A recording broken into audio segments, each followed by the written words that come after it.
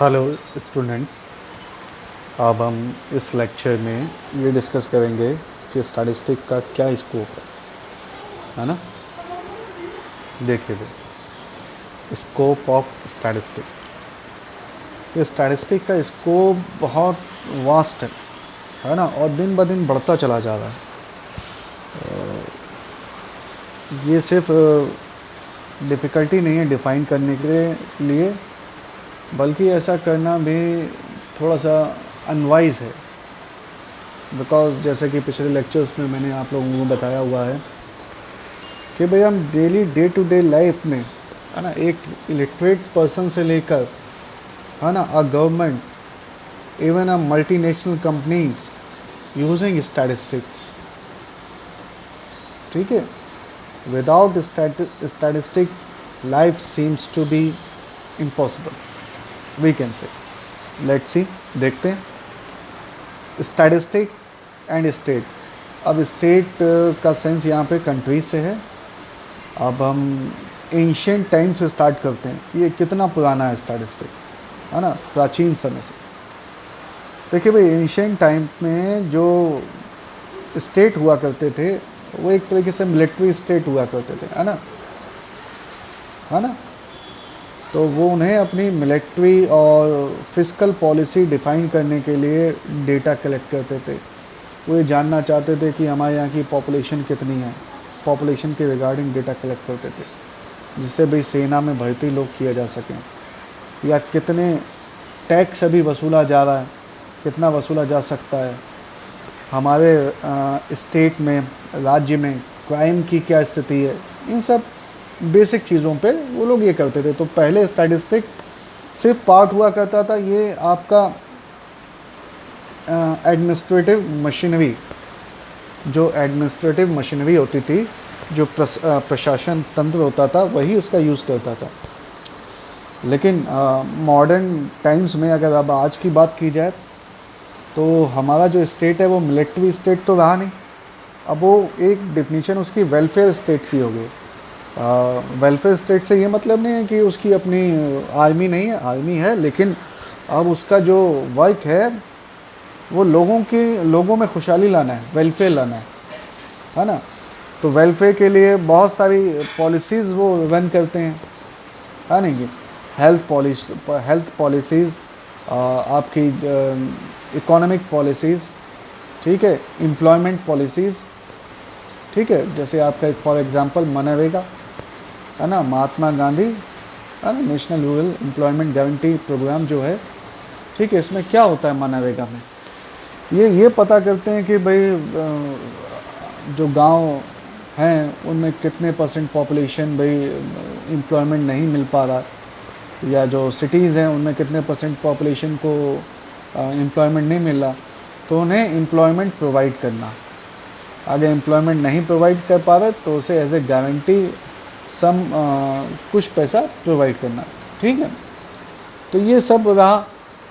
State से हटकर अब आप देखते हैं कि ये भाई स्टैटिस्टिक भाई हर एक जगह यूज़ हो रही है। इवन आपके कॉलेज में भी स्टैटिस्टिक यूज़ होती है कि नहीं।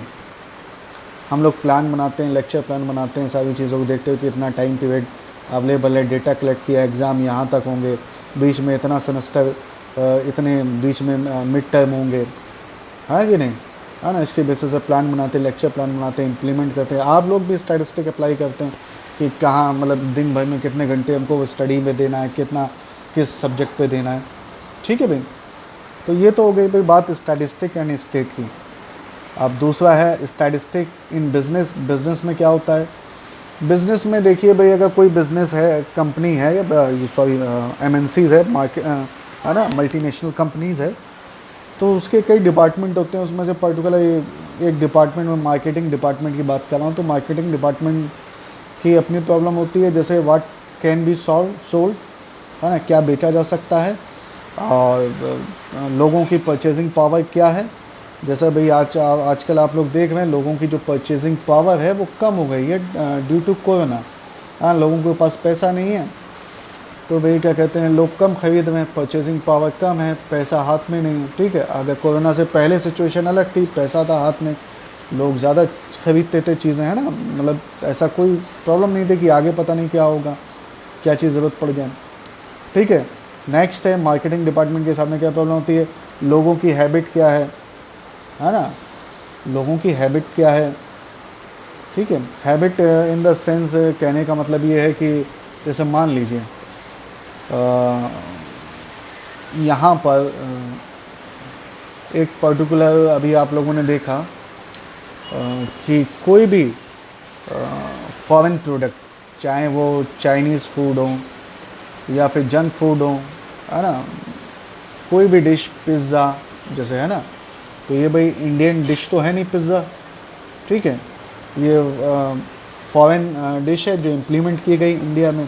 तो इसे इम्प्लीमेंट करने से पहले लोगों की उन्होंने हैबिट जाननी चाहिए होगी कि भाई इसे मतलब लोग खाते हैं कि नहीं खाते, पहले से क्या है ना, ये सारी चीज़ें उनकी हैबिट में है कि नहीं है।